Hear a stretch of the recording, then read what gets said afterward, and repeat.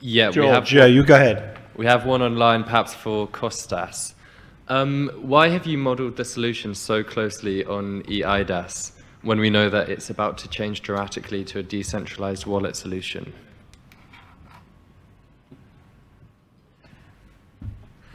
Well, very tricky question.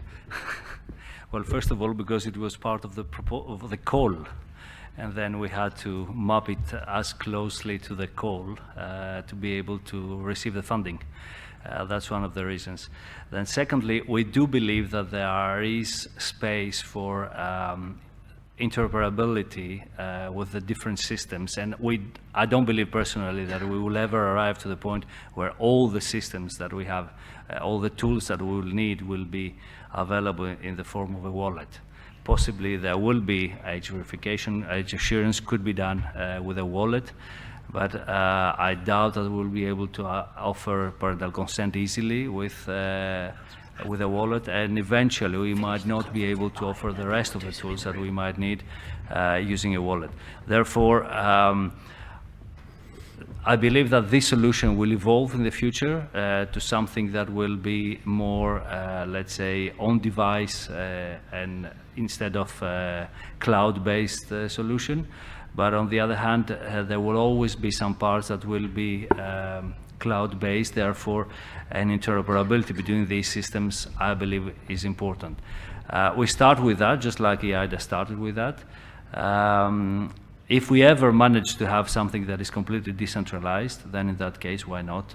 We move to the new chapter and with new APIs. The important thing is to keep the interoperability between the systems. I think it's a user requirement.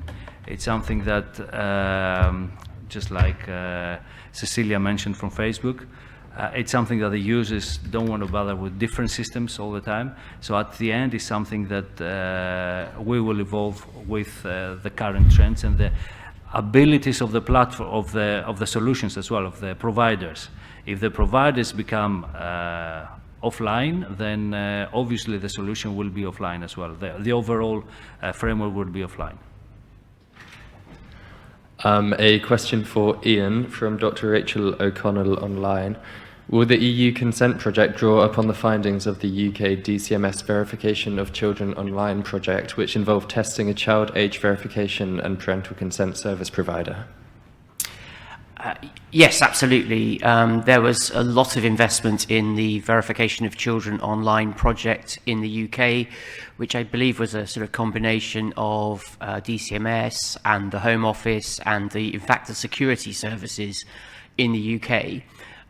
Actually, one of the hardest parts of our project is going to be the parental consent part.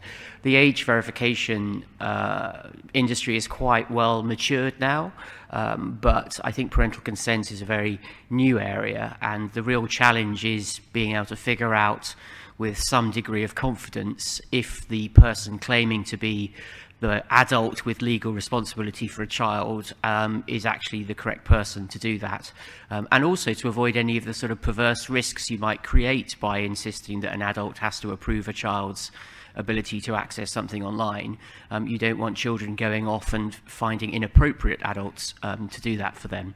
And certainly I know that Rachel's own company, Trust Elevate, is one of the leading companies in this field and has deployed their technology in real-life pilots, and I hope that Rachel will contribute to our thinking on this as any other company.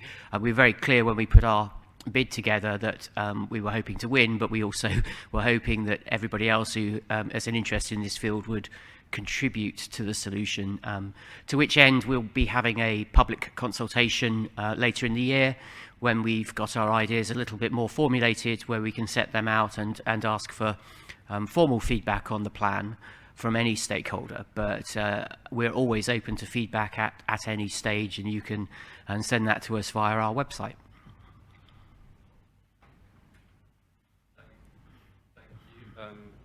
Thank you. One for Tony. What happens if a certified provider joins the network but then begins to abuse their position by giving out false age checks?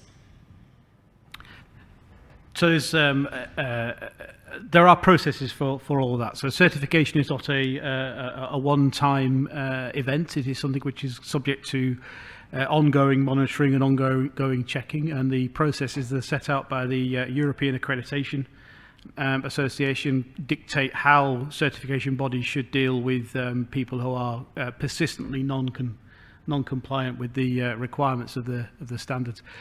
To give a bit of assurance, it's not just suddenly that it gets switched off. There is a process of raising non-conformances with them and giving them an opportunity to put things right.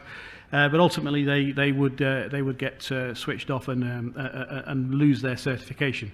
Of course, it's then up to companies in their that are applying those age verification systems in their tenders and in their sort of contracts that they have with the providers to have the necessary clauses in there that if you haven't got current valid certification that you can expect to no longer be one of our service providers. And so it's a significant impact of reduction or reducing certification. Time for one more? Okay. I thought he was going to say, and tonight you sleep with the fishes, but we're going to do it in more subtle ways. A topic which has been alluded to but not kind of discussed in detail is the commercial model which is going to underpin the whole system. So perhaps Iain or anybody could elaborate on what that will look like. I'll start, and perhaps Kostas can come in. I think it's essentially our project is a technical one, and it's about how do you allow operators to work together, trusting one another, and to common standards. So we will be reluctant to get involved in any of the sort of commercial arrangements that then exist between providers. But there are some interesting questions, because one of the goals of the project is to ensure that it's very easy for users. And so that does rely on there being the ability to use the check you've already done anywhere at any time over the course of, say, the next year. So we will be looking at the commercial realities that the technical system enables.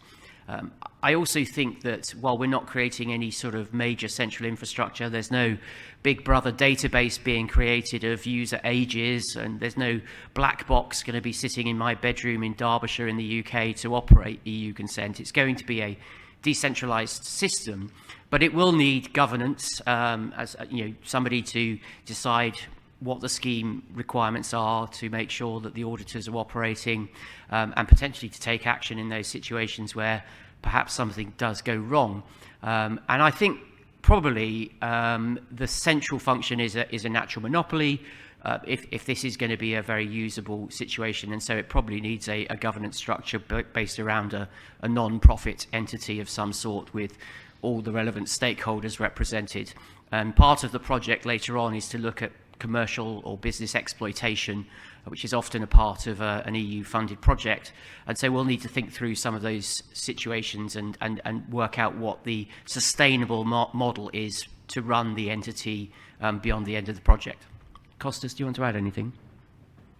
Yeah, I would like just to add the fact that in terms of technical architecture, the billing part is something that we took into account, even though it's not part of the let's say the formal assignment, but on the other hand we understand that if we don't deal with billing, then we will have problems in the future. Therefore the technical architecture takes into account the possibility, well, not the possibility, the fact that we are talking about providers that are commercial institutions and they would like to make money out of it. Therefore there have to be arrangements when tokens are shared, when information is shared between them, and a way that they can bill each other. Yeah, there are plans. I don't want to go into detail right now, but clearly we're not. The plan is not in the project to solve the billing problem, but take that into account when we're dealing with the architecture of the solution and the way that these systems will interoperate and the kind of information they will exchange. Yeah, I think we're sort of alluding to the fact we will make sure there's sufficient management information for providers to know who it was that they relied on to do the check, so that they can fulfill their contractual obligations to one another. Exactly. Thank you. Jürgen Bench from the Interactive Software Federation of Europe asks, To what extent can existing EIDAS databases, which do not always include children's data in all member states, be helpful for age assurance below the age of 18? Well, they can be helpful. They are one potential source of trusted data that can feed an assurance component. But I think one of the critical parts of this is that I often describe the age assurance world as being built out of two different starting points. For some, you have the starting point which we establish your identity first, and then from that we extract your age, and then we share your age attributes. And then the other starting point is we've got no interest in who you are or what your identity is. We're going to use other things about you, such as biometrics or behaviour or NLP or other tools to try and assess how old you are. And so we don't necessarily see those being one being better than the other, one being worse than the other. We see them as delivering different potential levels of confidence in the output, but the existing EIDAS database and existing mobile driving license data set and existing passport lookup or one-way blind data set, they're all potential sources of age attribute information, but they're not exclusive in what they do. And just to add to that, the EIDAS standard of proof required to secure an EIDAS account, as it were, is high. And we know that with the new version of EIDAS, the distributed decentralized wallet version, some call it 2.0, again, you'll need to be proving your identity to a fairly high standard. The difference with what we're doing is that for low risk situations, then we won't be requiring the same sort of degree of evidence that you would need for an EIDAS account. So in a way, we're sort of EIDAS light when it comes to age verification, and as Tony says, that needn't start from identity, that can start from a facial image or from the text that you're using as you write. For technical online age verification solutions to work across borders, do age limits across the EU need to be made uniform? There's a degree of that happening anyway, as I'm hearing from here, and there's certainly, if you look at age restrictions that are applied across European Union legislation, they are generally harmonised. Although the point I would make is that the vast majority of age restrictions that are applicable are set at member state level, and in most cases are set lower than that, and sometimes at local or regional levels. But the two particular ones we are looking at with GDPR and with the AVMSD are set at a European level. Actually, it doesn't matter. The gateway is the gateway. Whatever the gateway is, whether it's 10, 12, 18, 16 or 60, the process of age verification and age assurance is the same.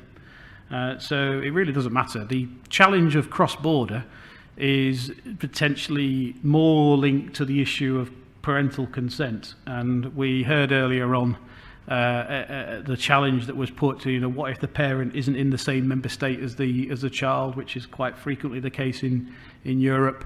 What if the child is visiting from outside, from a third country? What if the child is in the Netherlands but the parents are in Germany? There are all sorts of challenges that are faced by border issues across the European Union. They're all part of what you have to come up to have a practical, workable solution.